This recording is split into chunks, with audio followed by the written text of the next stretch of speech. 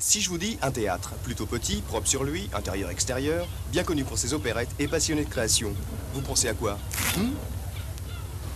Là, vous vous demandez pourquoi je rentre toujours par là. Il faut que je vous explique, je rentre et je sors uniquement par là. Autrefois, j'avais une ouverture à droite et une ouverture à gauche et une ouverture au milieu. À cette époque-là, on ne parlait pas d'ouverture.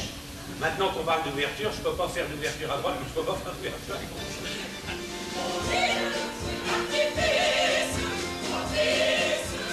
Ah ça, quelle ouverture! Le premier spectacle de Berjou depuis la réouverture du Petit Théâtre a reconduit vers les planches de ce lieu populaire les aficionados de l'opérette et du bel canto.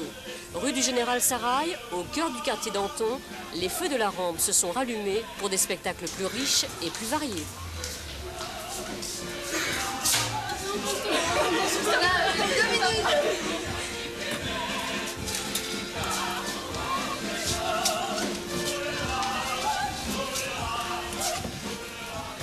Ah ben, il s'appelle le Petit Théâtre parce qu'il a été construit à une époque où le Grand Théâtre était en projet de reconstruction.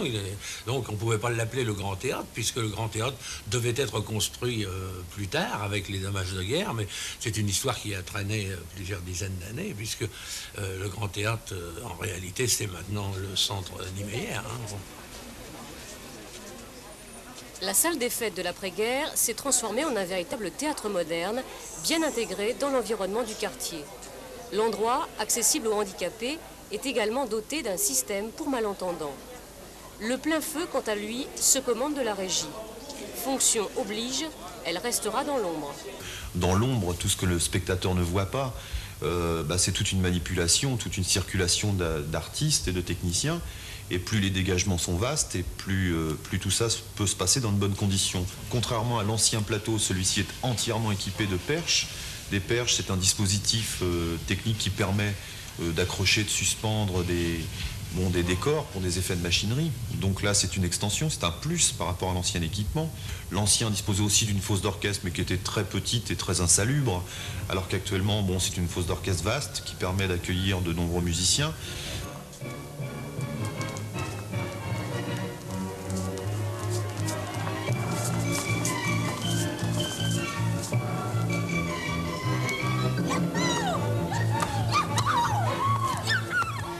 Il faut que les gens réapprennent le chemin du petit théâtre et perçoivent que le petit théâtre n'est plus ce qu'il était avant, qu'il est différent et qu'il présente également des spectacles différents. Alors je crois que une de ses caractéristiques, c'est de s'adresser, d'être un support technique aux troupes locales, aux artistes locaux.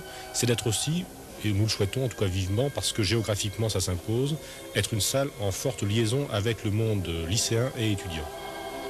L'endroit vous plaît ? Vous souhaitez l'utiliser pour faire du théâtre, de la musique, de la danse ou bien des conférences? Alors n'hésitez pas, contactez le service des affaires culturelles de la ville du Havre pour connaître les différentes possibilités d'occupation. Petit théâtre deviendra grand.